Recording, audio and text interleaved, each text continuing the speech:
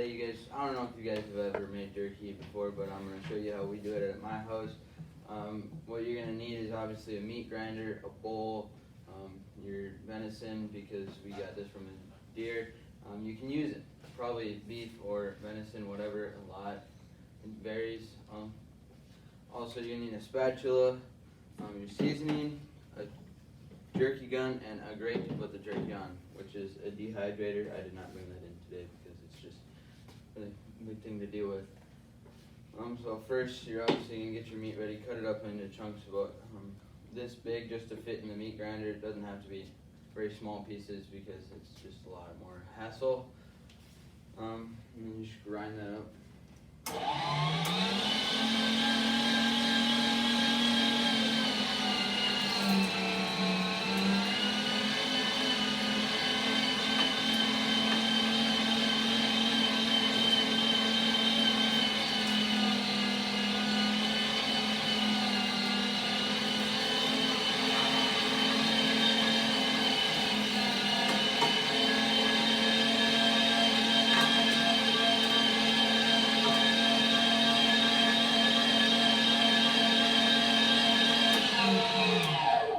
Obviously, after you grind it, you're going to take this apart and get all of it out of there.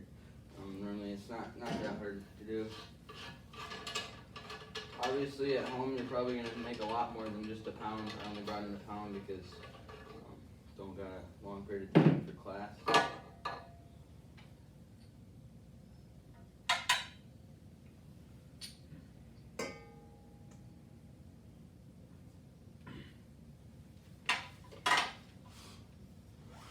After that, normally you would weigh this out and you'll have a chart for your seasoning. It can show you how, so you'll weigh it out and then you'll get the seasoning bags. We just buy it from the store because it's so much easier because you have to have the cure. If you grind it up, you have to have like a salt cure after you use the seasoning, and that's probably a lot harder to make by yourself. I know a lot of people would rather probably do that, maybe if they like it their certain way or a certain taste of seasoning. They make a lot of varieties. This is just the salt and pepper, like original one. We do make other ones, sometimes spicy ones, a lot, but not a lot of the time because my dad's normally the only one that eats those. So right now, that for a pound, it's two tablespoons and an eighth of a teaspoon of the salt cure. It's pretty simple, just to follow the chart. I mean, there's many different ways you can make.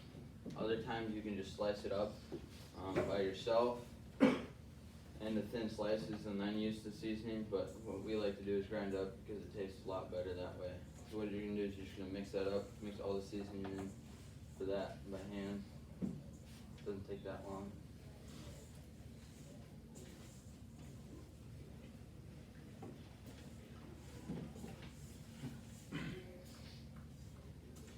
I've kind of shortened this down a lot of steps because normally if you're at home, you shoot a deer, you're gonna have to take time to cut it up into your chunks. And normally, but I just did that at home because I don't got enough time with class and everything.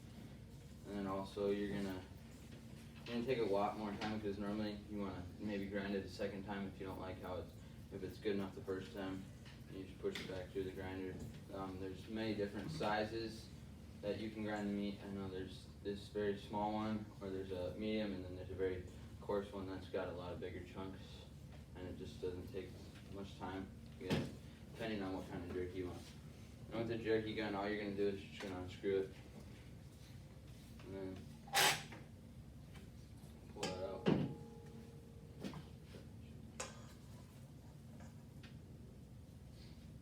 Put that, doesn't matter. A lot of the time you're going to want to get majority of the air bubbles out, so then it's a lot easier when putting the jerky onto the grate. I know that's something we've learned a lot, is try and get a lot of your air bubbles out, because then it just makes it a lot easier for you.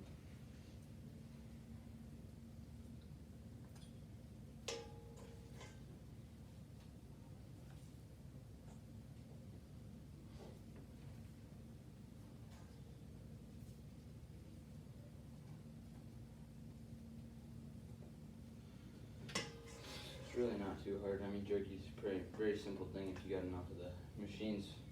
I mean, you don't have to buy a grinder like this. I know there's a lot of them that go onto your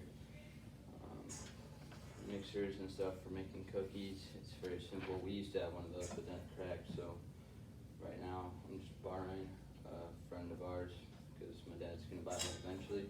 We do not have one right now because we haven't made jerky in a while.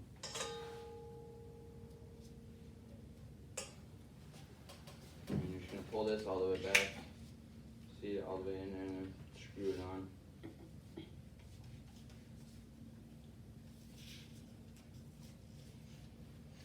And so normally you're gonna have your dehydrated here, you're gonna have your grate, and it's a very simple process. All you gotta do is you just lightly set it on top of the grate so it doesn't get stuck in there for when you wanna do it.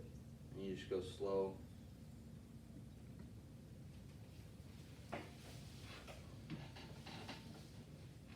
You really don't want to push down on the grate because then it'll get stuck in there, and then when you have to go flip it later on, because you say you cook this for about 2 hours on in your dehydrator for temperature about 135, you wait 2 hours and then you go rotate the grates and flip each piece of jerky upside down, and then you put the ones that were on top down to the bottom. There's a lot more racks you can do. I think we have 25 racks that we can do at a time. It's very simple. Just a time-consuming process. I mean, it's very easy. Doesn't take that much effort. I guess you just gotta use your time.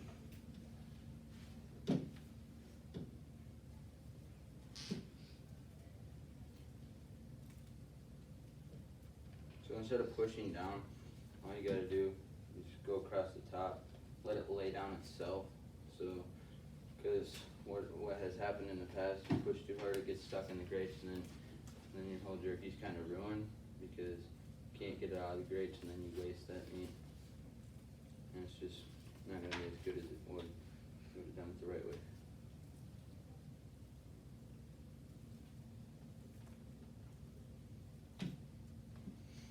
And then once you run out, you just add more if you add more meat, but I do not have any with me, so what we do is you just take it out of here.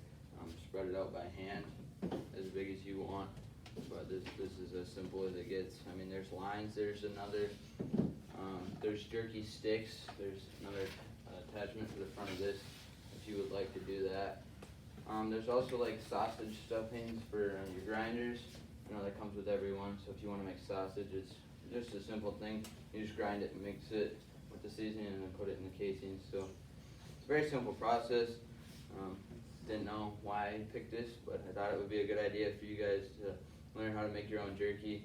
I know it's pretty simple. Obviously, it doesn't seem that, it's not that hard for you to do. So thank you for listening to my speech.